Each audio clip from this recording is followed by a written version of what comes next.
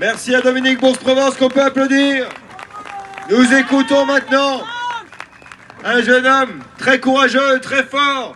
Je vous prie de faire un tonnerre d'applaudissements au référent des Patriotes des Hauts-de-Seine, le 92, Alexandre Achard.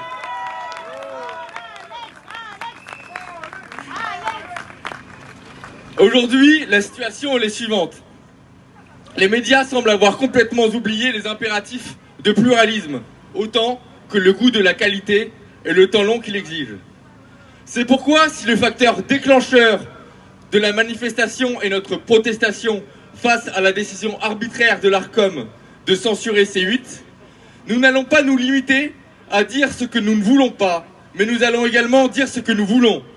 Et ceci, c'est évidemment des médias réellement pluralistes, de qualité et 100% libres. Il est évident que les grands journaux et la télévision jouent un rôle important dans la formation des convictions politiques. Et plus encore, ils participent à forger les opinions sur des questions également scientifiques, culturelles ou sociétales. Par conséquent, ils jouent un rôle central, un véritable quatrième pouvoir. Et pourtant, nous ne choisissons ni le président de TF1, ni celui du journal Le Monde. Et le président de France Télévisions, ainsi que celui du gendarme de l'audiovisuel, sont choisis par le président de la République. Cela forme une concentration des pouvoirs inquiétante, d'autant plus que les grands patrons de presse sont généralement eux-mêmes proches du pouvoir.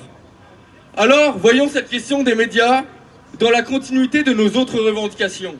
Nous voulons notre politique étrangère, notre monnaie, notre politique monétaire, dans le sens de la rendre à la France, de la souveraineté nationale. Mais pas que. Nous voulons aussi exercer ces prérogatives par nous-mêmes via le référendum d'initiative citoyenne. Alors, de la même manière, exigeons nos médias. Soyons maîtres de chacun des pouvoirs qui s'exercent sur nous. Qui doit décider des journaux qui doivent toucher des subventions? Est-ce le ministère de la Culture ou est-ce les Français eux-mêmes? Qui doit décider de l'orientation politique des grands médias? Et de leur programmation? Est-ce les milliardaires ou est-ce directement les citoyens? Qui doit décider des propos qui sont acceptables ou non? Le président de l'Arcom ou est-ce la liberté d'expression qui doit régner?